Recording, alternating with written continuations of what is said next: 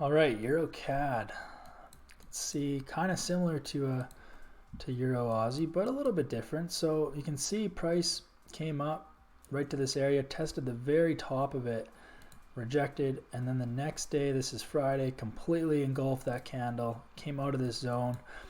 So, but there is this little baby zone here, which isn't really super significant at all. There's obviously no trade here because price completely, went through this entire zone here. So no trade here, but created a zone, and I like this a lot. So created this zone now. So this area is lower than this one, obviously. So this zone might be irrelevant now, and this might be the new high area, especially because you have this huge engulfing candle on the daily, on Friday. And so if you look on a weekly, you have this bullish candle, and then on the weekly, so like this week that just closed, came up and retested, rejected. So it's tough to say what Eurocad's next move is. I mean, it's still bullish, so I'm not looking to short it yet by any means. It's I just had this drawn up as like a possible scenario, but price is above this moving average, so I mean it still is bullish, but we don't know for how long. You can see price, as far like it hasn't made a high since end of April, so pulled all the way back down here. Now it's making its way up, and then pulled back, and now recently pulled up, but it hasn't made a higher high. And actually, this zone here is lower than this one here. So before it was like 140, probably about 148.5 was kind of like the top selling price kind of thing, and now it's become like 140, 148, 147.8. So it's interesting to see price, these liquidity zones get lower and lower. So because there was this one, now there's this one. So we'll see if price breaks lower here. You got this little mini zone here that I drew, but we'll see if we can find a better area.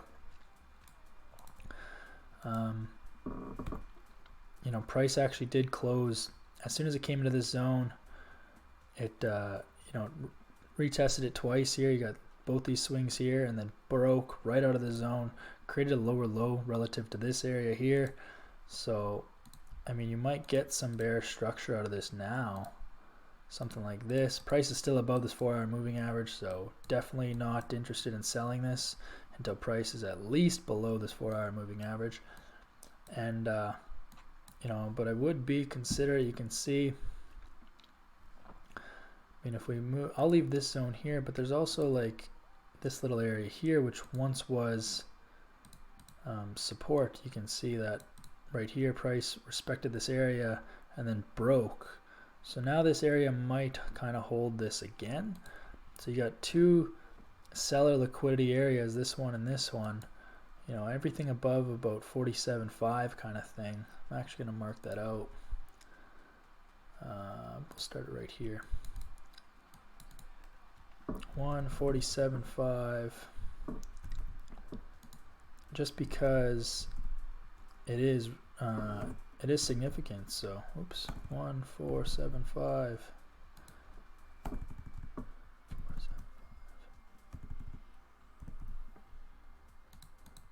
Oh, what did I do here?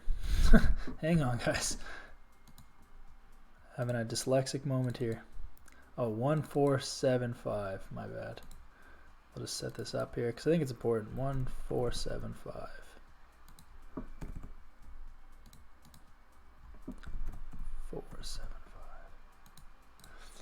So this area here, I think, might be it's got potential for it to be our new high kind of thing. So once price comes back up to here, hits 147.5, if it starts selling off, then you kind of know that, okay, these liquidity zones are getting lower and lower, and we're definitely going to look to test some areas. And if this is the case, guys, so there is a chance that, so price, this is the opening of the month, August 1st. So our low was 145-ish, and the last 2 weeks it pushed up to this area, but because of Friday's close, I mean, and because there's this area here now, because there's a bunch of wicks. There's these two, and then even this one technically from the previous. So this kind of tells me that like there's a chance that this doesn't want to go any higher on the month, which then what would happen is you would move these down, and 148 would be kind of our high for the month, and that would make 143 our low for the month. So I mean, this might be a little premature. We don't know this for sure yet, but this is something to consider. You move this up, but again, you're going against this daily moving average, which is still bullish, so I would not advise to do that. But targeting this area here, I like that. This is the 500 pips is its monthly range. You do have this nice bearish engulfing candle on the Friday close. If we look on a weekly time frame, there's not a whole lot there. Monthly, we can see last month had a huge wick, and so I mean maybe this month is also retesting some of those previous prices and now pulling back to end the month.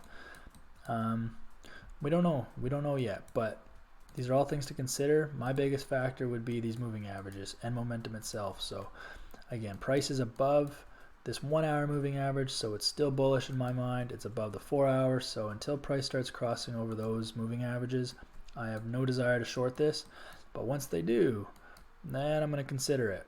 And if this is the case, if 148 is our high for the month and it doesn't break above this zone and it doesn't retest this area, then it's probably going to test the downside. If it's going to move its 500 pips like it normally does every month, then if it's not going to go higher than 148, then this is the only direction it can go, is down, which would be 143, which would then break this moving average, which would then kind of consider bearish and would line up with my other euro currencies other than euro yen.